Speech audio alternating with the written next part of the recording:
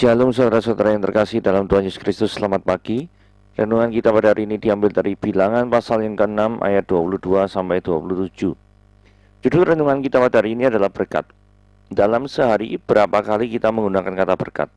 Saat berdoa kita meminta agar Tuhan memberkati kita serta memberkati orang-orang yang kita kasih. Kita berdoa agar Dia memberkati usaha kita. Saat berkomunikasi baik secara lisan maupun pesan elektronik, banyak orang mengakhirinya dengan berkata, Tuhan memberkati, atau disingkat GBU, God bless you. Namun, apa konsep pemahaman kita mengenai berkat? Banyak orang dengan mudahnya menghubungkan kata berkat dengan materi, yakni harta benda dan kekayaan. Juga kesehatan fisik, memiliki keturunan yang banyak, panjang umur, serta kesuksesan usaha. Ini tidak sepenuhnya salah, namun dalam Alkitab berkat adalah segala sesuatu yang Allah berikan kepada anak-anaknya. Jadi berkat itu juga berupa perlindungan dan perkenanan Tuhan atas kita. Juga damai sejahtera dan sukacita yang kita alami karena mengenal dan mentaati Dia. Pengampunan dosa dan keselamatan di dalam Kristus bahkan menjadi berkat terbesar yang Allah berikan bagi kita.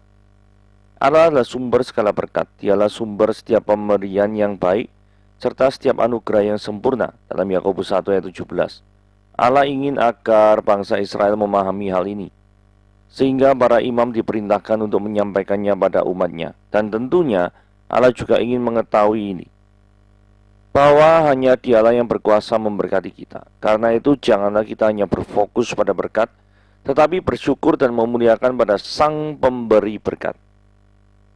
Sepatutnya jugalah kita mempergunakan setiap berkat tersebut sesuai dengan kehendak Allah, Sang Sumber berkat.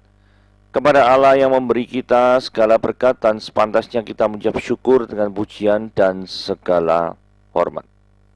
Apakah mengutamakan Tuhan dengan tujuan untuk mendapatkan berkat Tuhan, itu bisa disebut sebagai tindakan yang dibenarkan di mata Tuhan? Jadi gini ya, apakah mengutamakan Tuhan? Ini mengutamakan Tuhan sih orangnya, tapi tujuannya itu untuk dapat berkat gitu loh. Nah, apakah praktek seperti ini bisa disebut sebagai tindakan yang dibenarkan di hadapan Tuhan? Kurang lebih seperti itu ya. Nah, mari kita baca ya Bilangan pasal yang ke-6 ayat 22 sampai 27. Tuhan berfirman kepada Musa, "Berbicaralah kepada Harun dan anak-anaknya, beginilah, harus kamu memberkati orang Israel. Katakanlah kepada mereka, Tuhan memberkati engkau dan melindungi engkau. Tuhan menyinari engkau dengan wajahnya dan memberi engkau kasih karunia. Tuhan menghadapkan wajahnya kepadamu dan memberi engkau damai sejahtera. Demikianlah haruslah mereka meletakkan namaku atas orang Israel, maka aku akan memberkati mereka." Saudara, mari kita belajar cara Tuhan berfirman. Ada perbedaan.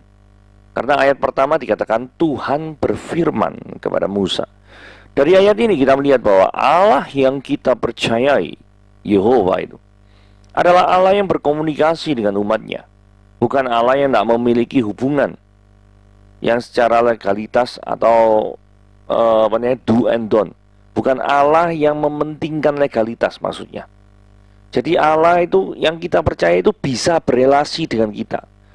Kan ada di beberapa kepercayaan Allah itu hanya cuma minta do and don'ts. Jadi minta dikasih misalkan sesembahan tertentu, atau dikasih kayak pengkorban tertentu gitu ya, sehingga sebagai timbal balik kita akan mendapatkan sesuatu. Kemudian jangan lakukan ini, lakukan itu, jangan lakukan ini, lakukan itu. Nah, hubungan yang semacam itu yang dimaksud dengan legalitas. Tetapi relasi itu adalah komunikasi antara Sang Pencipta dengan ciptaan. Nah, ini bedanya seperti ini.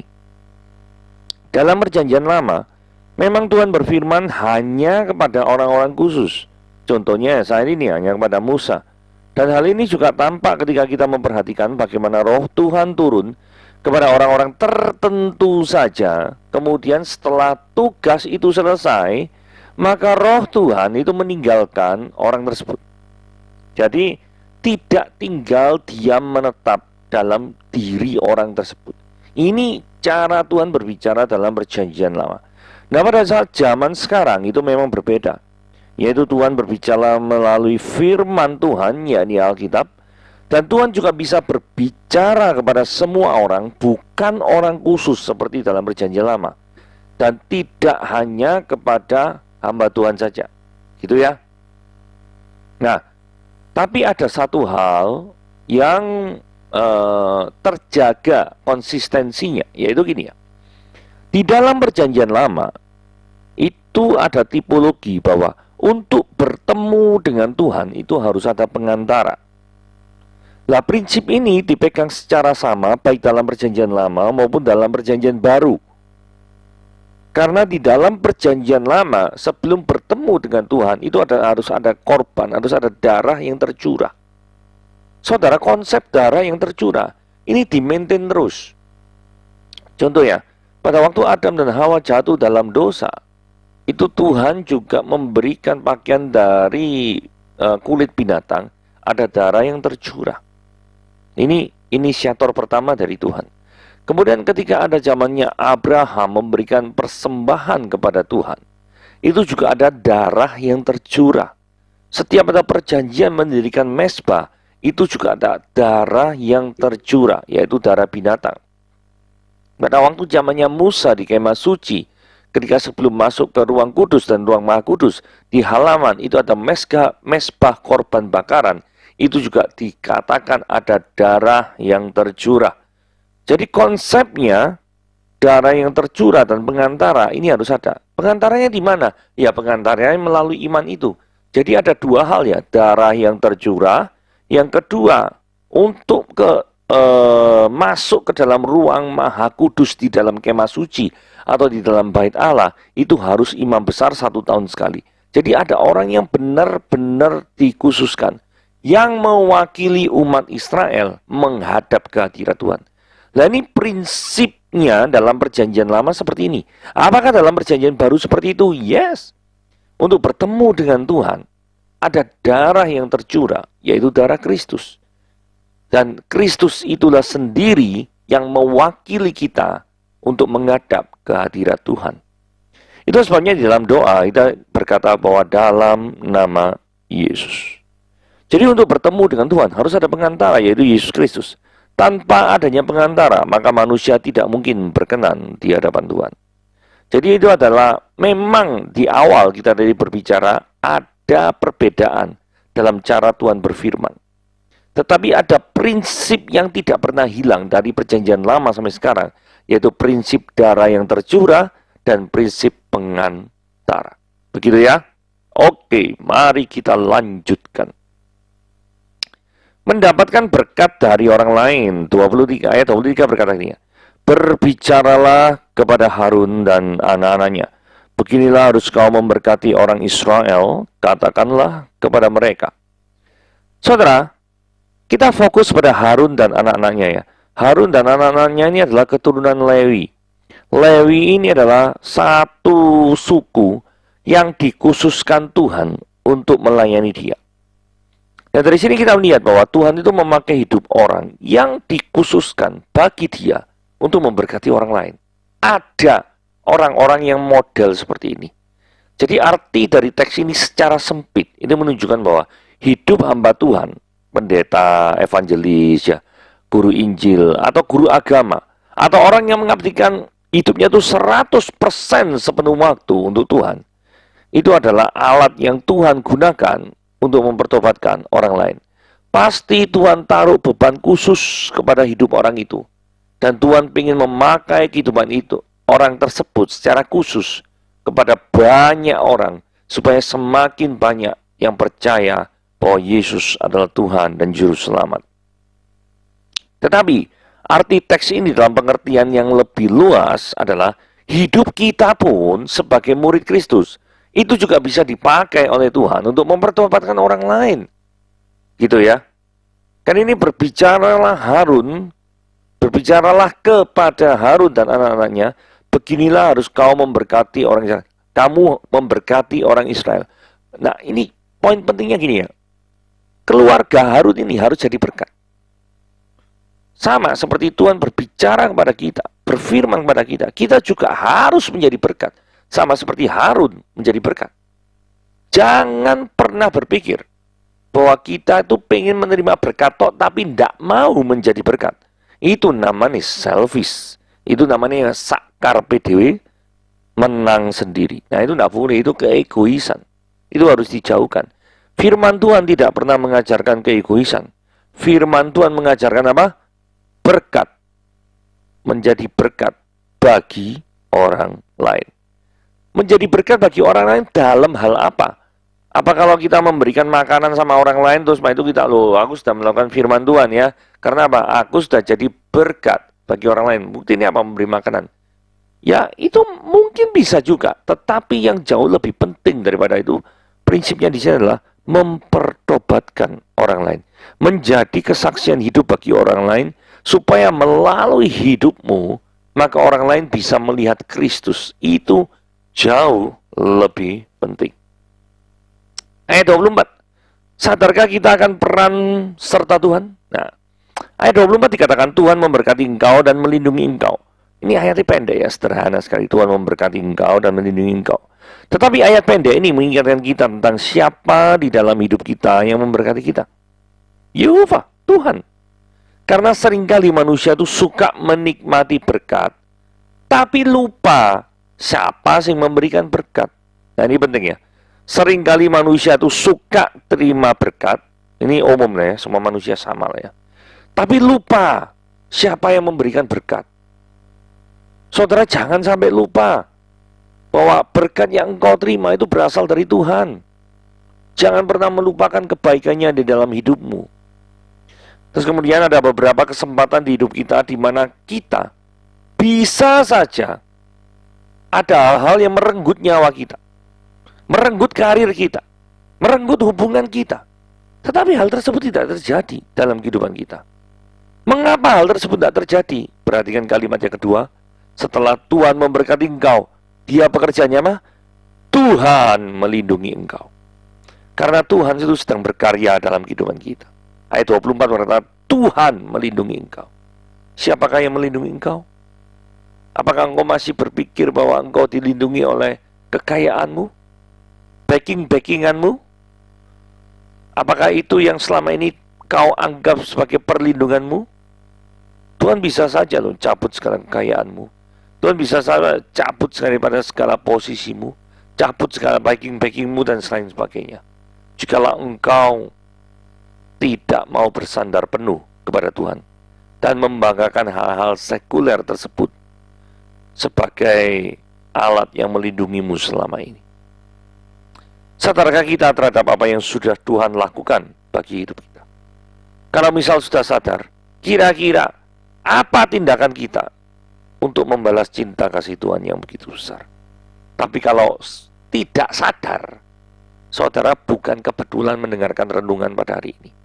Hari ini Tuhan berbicara, sadarlah, sadarlah, kembalilah kepada Dia, muliakanlah Dia, akuilah segala dosa dan keberdosaanmu, maka Tuhan akan meluruskan daripada segala jalanmu. Oke, mari kita lanjutkan.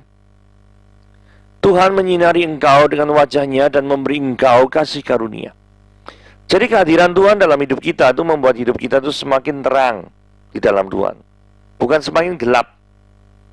Jikalau kehidupan kita itu tidak bisa jadi terang bagi banyak orang, maka big question, pertanyaan yang besar, patut dipertanyakan.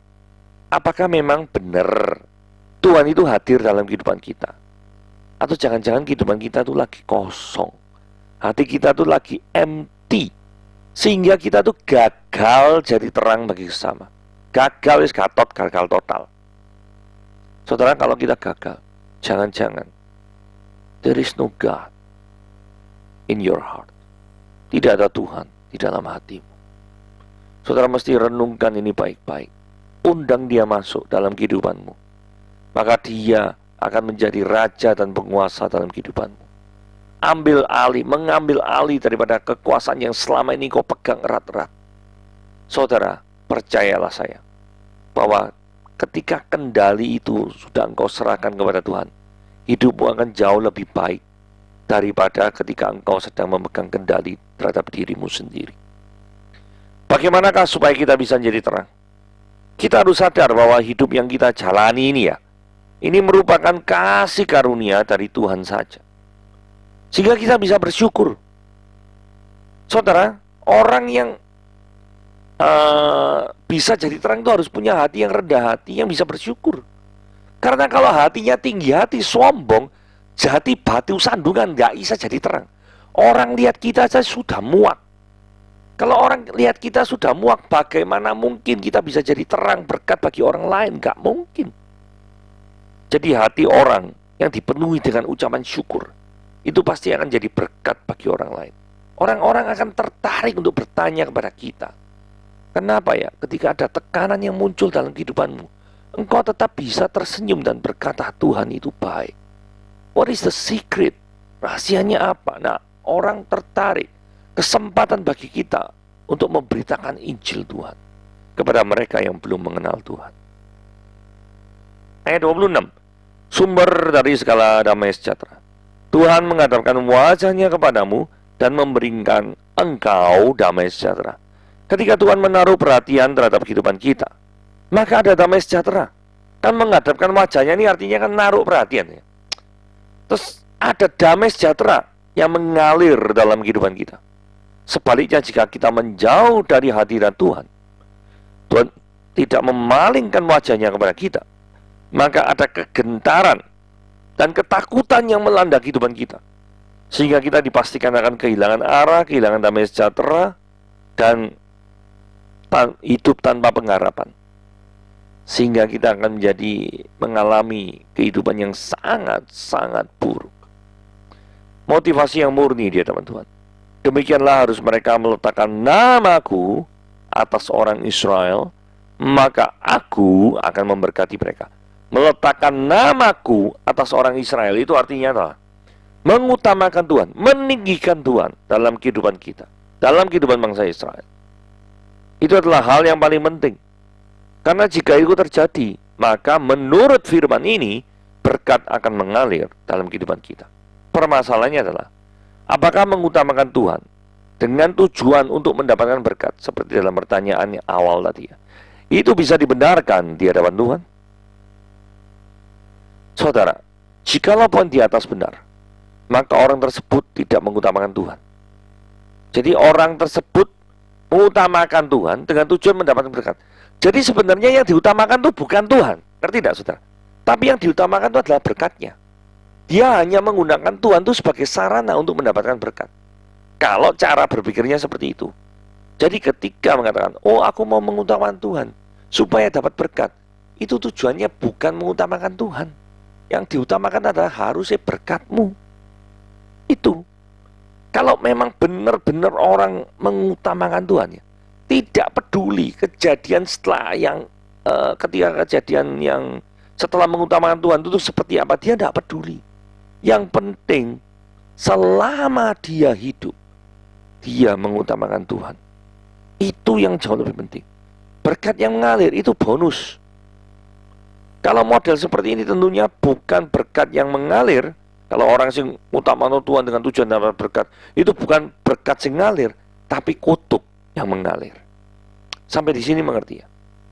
Saudara, kalau orang mengutamakan Tuhan dengan hati tulus, benar kata ayat 27, berkat ngalir. Tapi kalau tujuannya itu benar-benar untuk berkat, bukan untuk mengutamakan Tuhan sebagai sarana utama, maka bukan berkat yang mengalir, tapi kutuk yang mengalir. Karena engkau mengesampingkan Tuhan di dalam hidupmu. Dan perhatikan baik-baik, Tuhan tidak senang kalau dirinya dikesampingkan. Oke, renungan harian pada hari ini sampai di sini. Tuhan Yesus memberkati.